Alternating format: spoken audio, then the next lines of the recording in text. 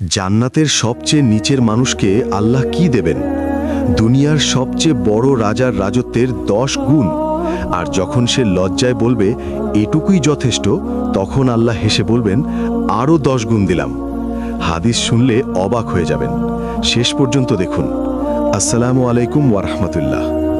হাদিসে এসেছে, সব শেষে যে ব্যক্তি জাহান্নাম থেকে বের হয়ে জান্নাতে প্রবেশ করবে, সে হবে জান্নাতের সবচেয়ে নিচের মানুষ। আল্লাহ তাকে জিজ্ঞেস করবেন, তুমি কি জান্নাতে যেতে চাও? সে বলবে, হ্যাঁ ইয়া আল্লাহ। আল্লাহ বলবেন, তাহলে তোমার ইচ্ছা কি? তুমি কি চাও? সে বলবে, আমি চাই আমার একটা ঘর হোক, একটা বাগান হোক, একটু পানি হোক। আল্লাহ বলবেন, আর কিছু? সে ভাগতে থাকবে। তারপর বলবে, ইয়া আল্লাহ, আমি চাই দুনিয়ার সবচেয়ে বড় রাজার রাজত্বের মতো। আল্লাহ বলবেন, তোমাকে দেওয়া হলো। শুধু তাই না, তার সাথে আরো 10 গুণ।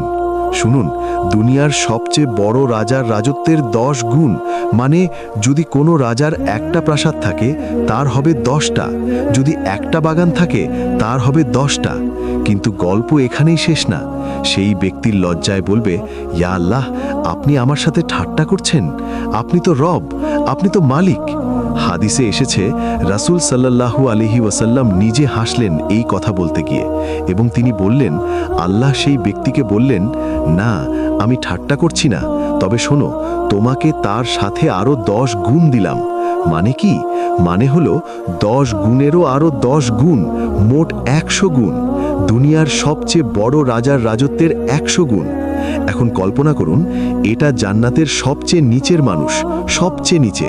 তাহলে জান্নাতের উপরের মানুষদের কি অবস্থা? যারা বেশি আমল করেছে, যারা শহীদ, যারা সিদ্দিক, আল্লাহই ভালো জানেন।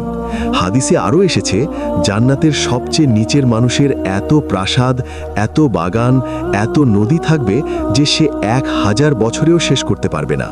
এবং তার জন্য 88টি হুর থাকবে, হাজার হাজার সেবক থাকবে। এটা শুধু সবচেয়ে নিচের।